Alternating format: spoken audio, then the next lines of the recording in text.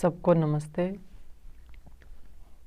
ईश्वर ने मनुष्य को इतना दुर्लभ जो ये मानव का शरीर दिया है, ये अपने आप में एक बहुत बड़ा हमारे पुण्य कर्मों का फल है और इसका सदुपयोग करते हुए हम अपने उस जीवन के उद्देश्य को प्राप्त कर लें, इसी के लिए हमें प्रयासरत रहना चाहिए। और उसके लिए हमें किन किन बातों का ध्यान रखना होता है, हर समय सजग रहना होता है, सावधान रहना होता है और उसी उद्देश्य को साथ में रखते हुए हम दुनिया के संसार के जितने भी कार्य हम करें, दैनिक जीवन के उस अपने लक्ष्य को सामने रख कर के ही करें।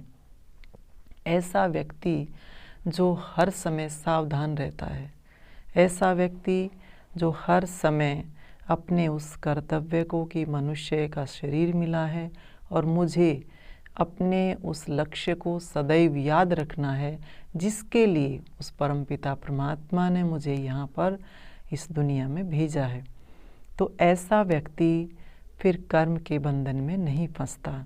उसके लक्षणों को हमें जानना चाहिए कि हमें भी किन किन बातों को अपने जीवन में अपना करके चलना चाहिए। आज भले ही हम भक्ति के नाम पर बहुत सारे कर्मकांड करते हों, अंधविश्वास में फंसे हुए हैं, जो है चमत्कारों में फंसे रहते हैं, परंतु जब तक व्यवहार में परिवर्तन नहीं होगा, हमारा आचरण नहीं सुधरेगा और आचरण सुधरेगा और जब हमारे आचरण सुधरने के बाद जो है लाभ जो मिलेगा वो हमारे लिए सबसे महत्वपूर्ण है। हमें अपने व्यवहार में सर्वप्रथम परिवर्तन करना चाहिए। हर रोज़ प्रतिदिन आत्मचिंतन करना चाहिए कि हम कहाँ पर खड़े हैं, कैसा हमारा जीवन चल रहा है, हम ईश्वर की उपासना कर रहे हैं या किसी को भी मान रहे हैं, उससे हमें आध्यात्मिक लाभ कितना मिल रहा है, ये रोज़ रोज़ खुद को जानने की आवश्यकता पड़ती है, तभी हम आगे बढ़ सकते हैं। गीता में कहा गया है कि व्यक्ति कर्म के बंधन से छूटे, उसके लिए व्यक्ति को किन किन बातों का ध्यान रखना है कि यदृच्छा लाभ संतुष्टो द्वंद्वातीतो विमत्सरः समय सिद्धाव सिद्धौ च कृत्वा अपि न निबध्यते। सर्वप्रथम यदृच्छा लाभ संतुष्टो, कि हम मेहनत करें, पुरुषार्थ करें और सहज में हमें जो भी प्राप्त होता है उसमें हमें संतुष्ट होना चाहिए।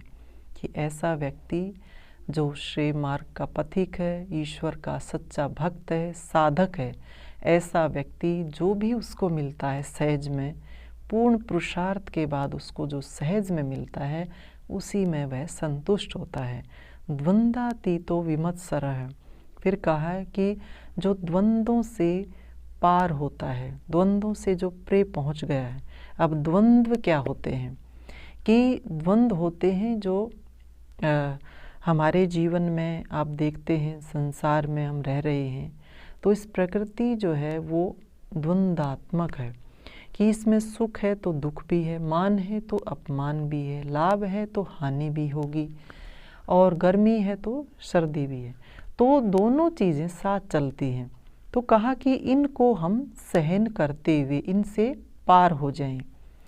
व्यक्ति तप करता है और तप के नाम पर वो शारीरिक पीड़ा अपने आप को देता रहे, शरीर को कष्ट देता रहे, उसको हम तप नहीं कहते।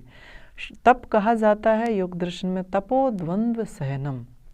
सबसे पहले क्या है कि द्वंद्वों को सहन करना तप होता है। तो द्वंद्व यही है, हमें सुख दुख, लाभ हानि, मान अपमान, इनको सहन करना होता है बिना शरीर को कष्ट दिए और बिना मन को दुखी किए, तभी हम इन द्वंद्वों से पार हो जाते हैं। तो कहा ऐसा व्यक्ति इन सुख दुख आदि द्वंद्वों से भी पार हो जाता है।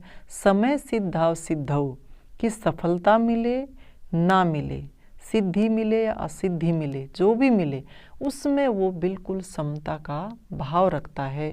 कोई उसके अंदर किसी प्रकार की बेचैनी नहीं होती, उसका चित्त जो है वो किसी भी प्रकार में व्याकुल नहीं होता, समभाव उसका बना रहता है। कहा ऐसा कृत्वा अपि न निबध्यते, कि वो सब कर्म करते हुए भी बंधन में नहीं फंसता है।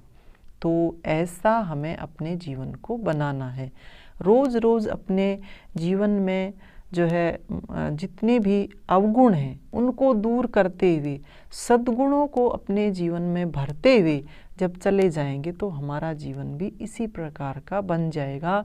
हम भी इस बंधन से, इस दुख से जो है छूट जाएंगे, मुक्ति की ओर हम अपने कदम को बढ़ाएंगे। तो इन बातों का ध्यान रखें। सहज में जो प्राप्त होता है उससे हम संतुष्ट होकर के चलें, सुख दुख आदि द्वंद्वों से पार होकर के चलें। और एक सबसे बड़ी बात आई है कि ईर्ष्या से रहित होकर के चलें। ईर्ष्या जो है हम बार बार इसी रूप में करते हैं कि उसके पास ये है, हमारे पास वो नहीं है, उसके पास इतना है तो वह कहाँ से आया। तो दूसरा व्यक्ति जब उन्नति करता है तो हमें उसके प्रति ईर्ष्या का भाव बन जाता है। का ईर्ष्या से रहित होकर के हम किसी के साथ अपना कोई भी कंपटीशन करके ना चलें, जो है किसी के साथ जो है अपनी तुलना ना करके चलें। जब व्यक्ति अपनी तुलना करने लग जाता है तो फिर भी वो कभी भी सुखी नहीं रह सकता ऐसा व्यक्ति। और इस दुनिया में किसी के साथ किसी की तुलना नहीं हो सकती। हर व्यक्ति अपने संस्कारों से, अपनी प्रवृत्ति, अपने स्वभाव से बंधा हुआ है। उसी के दायरे में रह कर के ही व्यक्ति को कर्म करने होते हैं। तो इन बातों का विशेष रूप से ध्यान रखना चाहिए कि कैसा व्यक्ति होता है जो कर्म के बंधन से छूटता है। तो ऐसे व्यक्ति के जो लक्षण बताए हैं हमें भी ऐसा ही बनना है। ये केवल पाठ करने के लिए नहीं, बार बार मैं इस बात को कह रही हूँ कि हाँ, एक बार किसी श्लोक को पढ़ लिया, पढ़ने के बाद हम उसको इति श्री मान लेते हैं कि ठीक है, हमने तो इतने अध्याय पूरे कर लिए हैं। अध्यायों को अपने अंदर आत्मसात करना पड़ेगा, जीवन में उनको अपना करके चलना पड़ेगा, तभी वास्तव में हम उसके प्रति जो है सच्चे श्रद्धालु बनेंगे कि हाँ, हमें इस बात का लाभ हो रहा है, आचरण में सुधार हो और सुधार से हमारा लाभ हो। इस बारे में हमें सबसे ज़्यादा ध्यान रखने की आवश्यकता है। तो ये जो लक्षण इन व्यक्तियों के जो मुक्ति की ओर अपने कदम बढ़ाए हुए हैं, ऐसे व्यक्तियों के लक्षण किस प्रकार के होते हैं, हमें भी अपने जीवन को ऐसा ही बनाना है। मनुष्य जन्म तभी हमारा सार्थक बनता है। इन्हीं शुभकामनाओं के साथ आप सबका धन्यवाद। सबको नमस्ते।